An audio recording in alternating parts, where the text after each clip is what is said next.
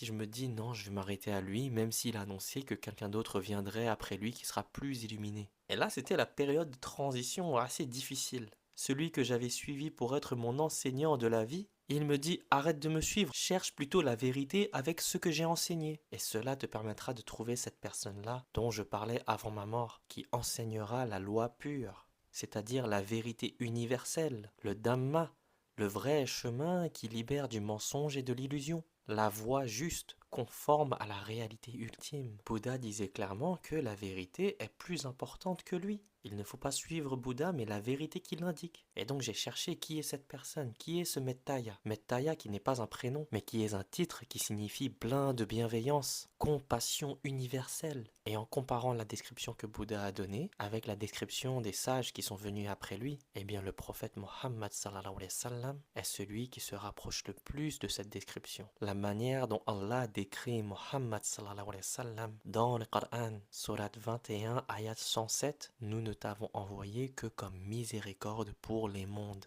Et donc j'ai continué mes recherches et en suivant les enseignements de Bouddha, eh bien ça m'a mené aux enseignements de Mohammed sallallahu alayhi wa sallam. Bouddha n'a jamais dit adorez-moi, faites des statues de moi, souvenez-vous de moi. Non, il a dit purifiez-vous, changez votre condition intérieure. Ne vous attachez pas au monde matériel, ne vous attachez pas à ce qui est conditionnel, ce qui est temporaire, éphémère. Cherchez la vérité et quand vous la reconnaîtrez, suivez-la. Bouddha parlait d'un porteur de vérité future, un éveilleur des cœurs endormis, réunificateur de l'humanité, enseignant de vérité pure sans altération, un guide universel pour les peuples. Et dans la sourate Ibrahim, ayat 1, Allah révèle à Muhammad sallallahu alayhi wa sallam, voici un livre que nous avons fait descendre sur toi, afin que, par la permission de leur Seigneur, tu fasses sortir les gens des ténèbres vers la lumière, sur la voie du Tout-Puissant, du digne de louange. Et en plus, Allah nous révèle quelque chose de très important dans la sourate 33, ayat 40. Le messager d'Allah est le dernier des prophètes. Allah nous a révélé que Muhammad sallallahu alayhi wa sallam est le sceau des prophètes. Il est le dernier enseignant de la vérité transmise pour l'humanité tout entière jusqu'à la fin des temps. Et la révélation du Coran rétablit la vérité. Et de plus, il y a une autre parole de Bouddha qui est une vérité éclatante et en parfait accord avec les attributs d'Allah. Bouddha a dit, il existe, moine, ce qui n'est pas né, ce qui n'est pas devenu, ce qui n'est pas créé, ce qui n'est pas conditionné. Si cela n'existait pas, il n'y aurait pas d'issue